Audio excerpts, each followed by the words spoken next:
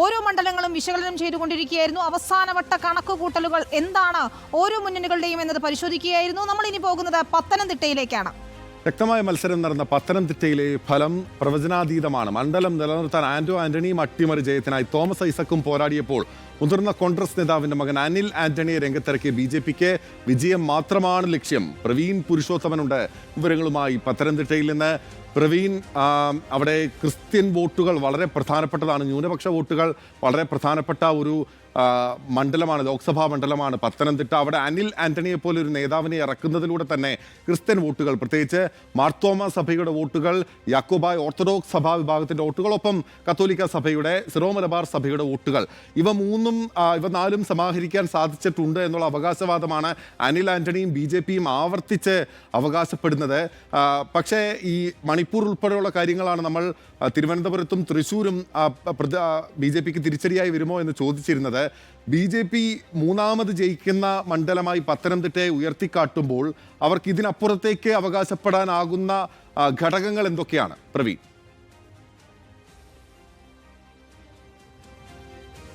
അബിനിൽ, പത്തനംതിട്ടയെ സംബന്ധിച്ച് ലോക്സഭാ തെരഞ്ഞെടുപ്പിലും നിയമസഭാ തെരഞ്ഞെടുപ്പിലും രണ്ട് പാറ്റേൺ ആണ് നാം സ്ഥിരമായി കണ്ടുവരുന്നത്.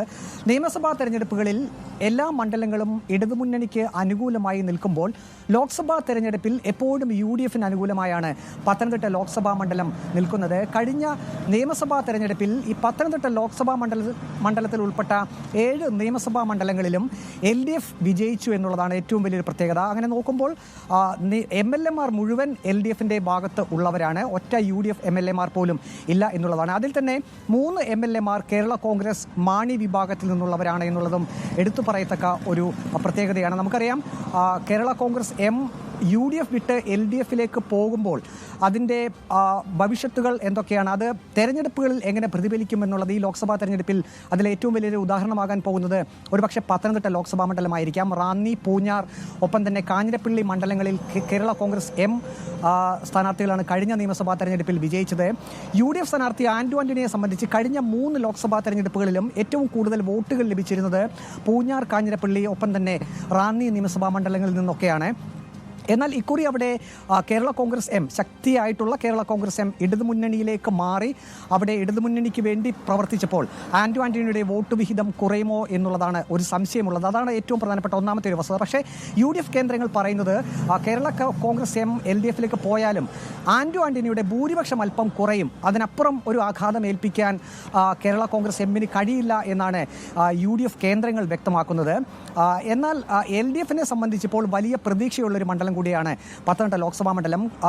CPIഎമ്മിന്റെ ഒരു വിലയിരുത്തൽ പ്രകാരം ഉറച്ചു വിശ്വസിക്കുന്നു ഡോക്ടർ തോമസ് ഐസക് അട്ടിമറി ജയം നേടും പത്തനംതിട്ടയിൽ എന്ന് തന്നെയാണ്. LDF ഷുവർ സീറ്റിൽ പരിഗണിക്കുന്ന ഒന്നാണ് പത്തനംതിട്ട.